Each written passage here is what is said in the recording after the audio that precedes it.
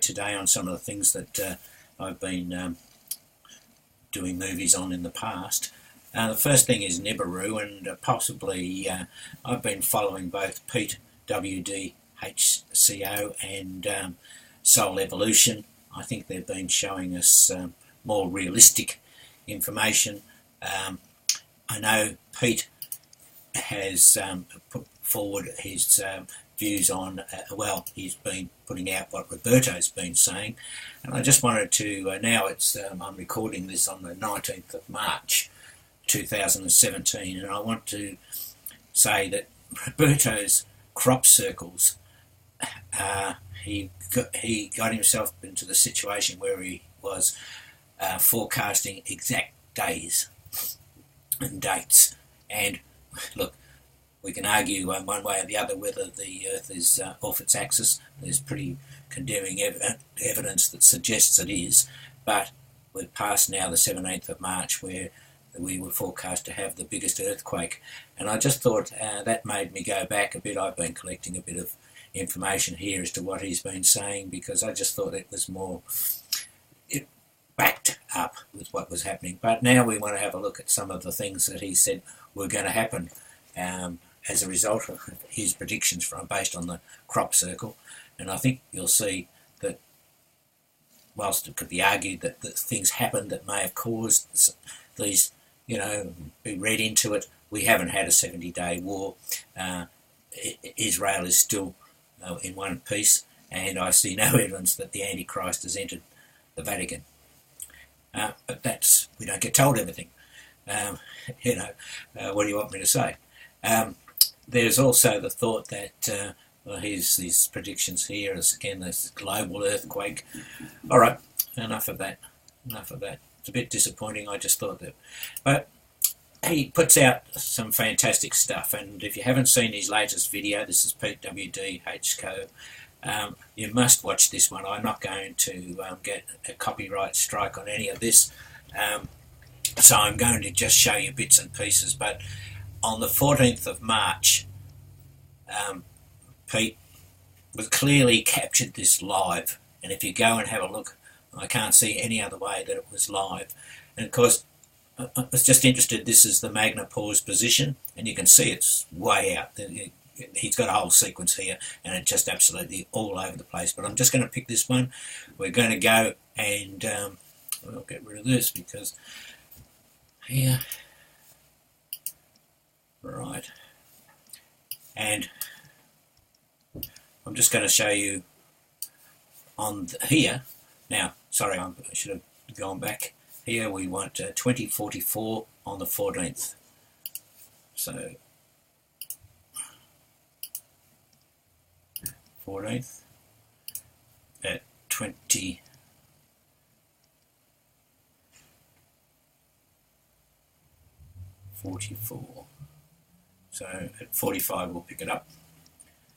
Cut this bit out then. Apply. Okay, so we go, you'll see the time is 2042. Back here, 2044. And if I go forward to it skips and gets to 2045, and as you can see the sequence here, if I'm just slipping backwards now, absolutely nothing like Pete was able to capture. Okay, that's just one. Have a look at this. This is the magnetic field lines. The red ones are supposed to be closed, that is, they flow from the North Pole to the South or vice versa, and they're connected. The black ones, I always call them streamers, they just come out of both poles and they get blown off in the solar wind. So, clearly this was something, and so, okay, let's go back and pick up the 14th again at 2144.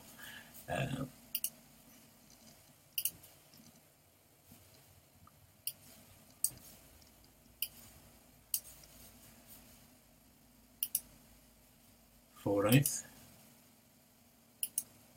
at 21, it's easier to do it this way, 2140,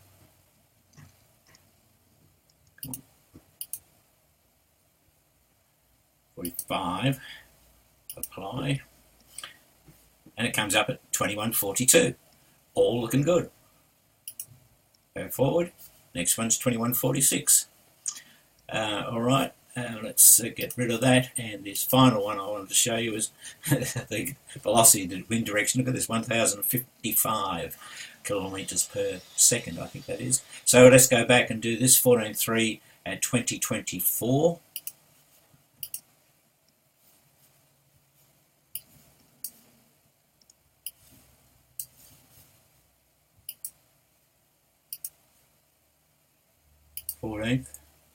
At 20, oops, 44, 24 we said, didn't we? Sorry. Oh, go. 2014, 18, 18, 22, 22, another one in the same minute, and then to 26. I don't know, it's all over the place. But clearly they have changed what Pete was able to capture in this video. I urge you to go and have a look. If there was a fault in the machinery, I think they just would have told us so. They appear to have swapped another day's data and just set it up as the 14th in their database. Anyway, that was one of the things I wanted to talk to you about.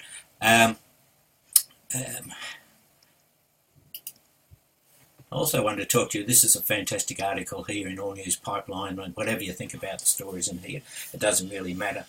This story is talking about the news that's coming out of Venezuela, about the government blaming the bakers for their problems, and I just thought this is rather ridiculous. But this story is even worse. It gets worse. They went in and raided more than 400 bakeries, and they also arrested people, from what this article is saying. And you've got to think that this is just a ridiculous story. And I was just following that down, and now they relate this story back to our current financial position, and I think that's where I was picking up on it, just to give us an idea of what's happening in the economy. You can go back and you can see Venezuela turns to cannibalism, people starving to death, and now they're suggesting, and I don't mind Michael Snyder, a lot of people think he's a bit pessimistic, but he's pretty accurate most of the time, and he's suggesting that this is coming to America, and I think always, you know, these things are a forerunner. They get tested somewhere and then they get implemented other places. Anyway, I urge you to read this article. I think this is rather important. It's talking about the Federal Reserve, the interest rates, and the national debt clock that clicked over on March the 15th as to what's going to happen to government spending over there. And it brings together a lot of useful information. I'll leave it at that. The last thing I want to do, just because these things take my attention, I don't know about you, but I found this channel here just gave me an overview of all of the videos that are out there at the moment, up-to-date information on Antarctica. Now, look, I'm going to finish on this story, but of course I got my interest in Antarctica after reading it in Clif. But, you know, to be honest with you, I'm starting to think Clif is just a very good snake oil salesman, to be honest with you. He's captured and he's profiting significantly from what he's saying about Bitcoin. Everything else he's saying, he says so much, in fact, that some of it's got to be, close to the mark, and it's never spot on. Nothing he ever says it can be pinned down to something in particular anyway, and you can always argue out of it. The other thing I found with he's now all over the web. Everybody thinks he's fantastic, and so he can say anything. And of course, he says it in such a way that it's impossible to argue, and with information that the average person just wouldn't know. And I get the impression he's just a disinformation agent, and because his view on Nibiru is it's just not there. And I'm not too sure you can easily rule that out. The reason he says it's not there is because Stitchin was a a liar, a bald-faced liar, he calls him, because he didn't transcribe the Sumerian tablets correctly. If that's not enough. But anyway, I just thought I'd give a quick ramble. It's Sunday, and just bring you up to date with a few things that are on my mind. Cheers. Hi guys. I'm just going to do a quick update today on some of the things that I've been doing movies on in the past.